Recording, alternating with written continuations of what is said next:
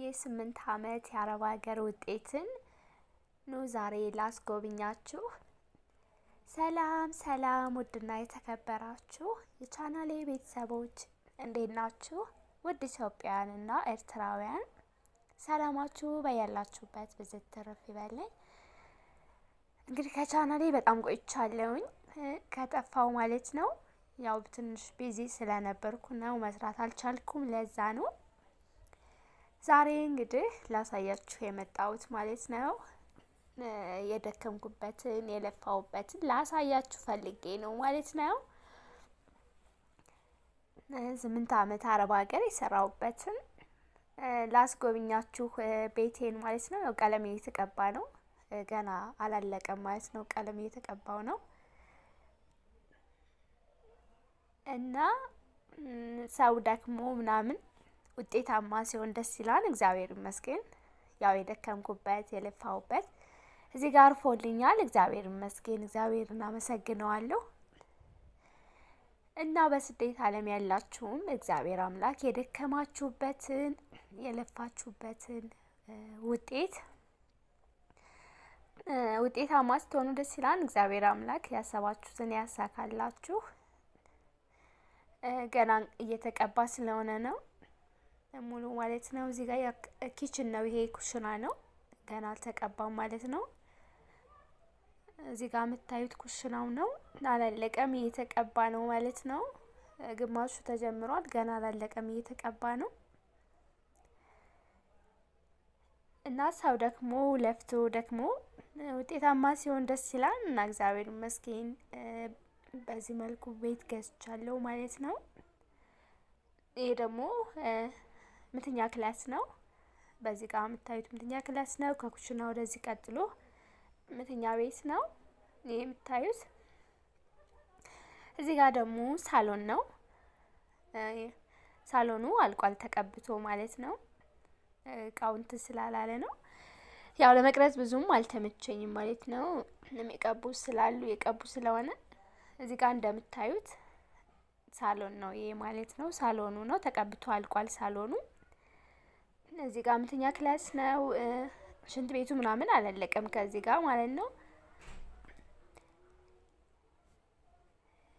እና እግዚአብሔር ይመስገን የለፋውበት የደከምኩበት ገዝቻለሁ ማለት ነው። ላስጎብኛችሁ በስደት ዓለም ያላችሁ ማለት ነው። አንድ ነገር ልናገር የምፈልገው ነገር ምንድነው? በተለይ ኮንትራት ላላችሁ ማለት ነው፣ ቤት ገዝቶ ለማይጠብቃችሁ ወይ ደግሞ ሰርቶ ለማይጠብቃችሁ ብራችሁን ዝም ብላችሁ ከምትልኩ በዚያው አጋጣሚ እሱ ጋር ህጋዊ ሆናችሁ ማለት ነው፣ ኮንትራት የሆናችሁ ብራችሁን ባንክ መክፈት ትችላላችሁ። አረብ ሀገር እዛ ሆናችሁ ማለት ነው። ባንክ ከፍታችሁ ባንካችሁ ውስጥ ብራችሁን እያስቀመጣችሁ ልክ ልመጡ ስትሉ እርግጠኛ ታማኝ ለምትሆኑበት ሰው 2 ወር ምናምን ሲቀራችሁ ልመጡ ስትሉ ትልኩትና ከመጣችሁ በኋላ ብራችሁን ወዳው እናንተ ታዞሩና ማለት ነው። ካዞራችሁ በኋላ የምትፈልጉትን ስራ መክፈት ትችላላችሁ። ከዛ ደግሞ ቤት መግዛት ከፈለጋችሁ ቤት መግዛት ትችላላችሁ። የፈለጋችሁትን እናንተ ማድረግ ትችላላችሁ ማለት ነው። ወይ ለባላችሁ ወይ ደግሞ ለቤተሰብ ልካችሁ እርግጠኛ ሰርተው የማይጠብቋችሁ ከሆነ ብራችሁን የሚበሉ ከሆነ እርግጠኛ የምታውቁ ከሆነ ዝም ብላችሁ ባትልኩ። በዚህ አጋጣሚ ልነግራችሁ ፈልጋለሁ።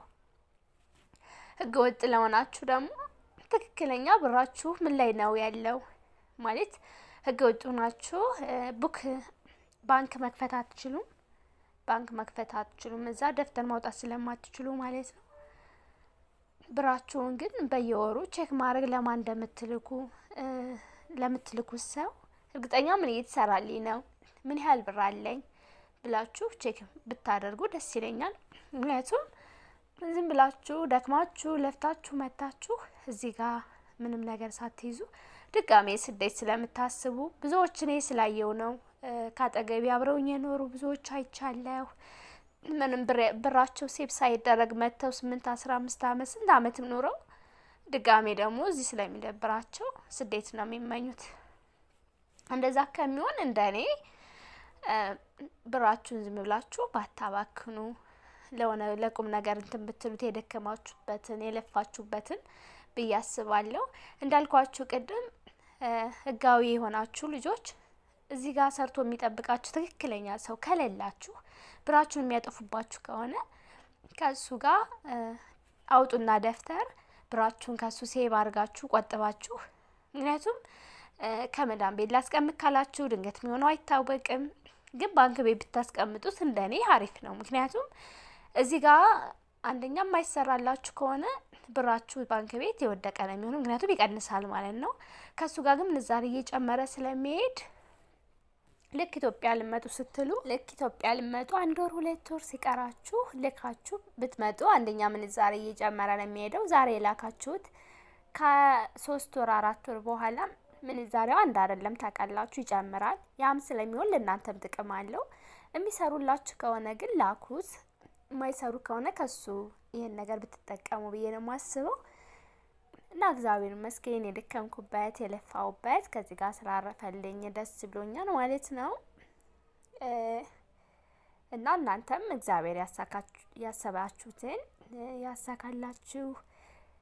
አዲስ ከሆናችሁ ግን ለቻናሌ ሰብስክራይብ ታደርጉኝ፣ ላይክ ሼር አድርጉልኝ። ሰላማችሁ ይብዛልኝ። በሌላ ቪዲዮ እስከምንገናኝ ባይ ባይ።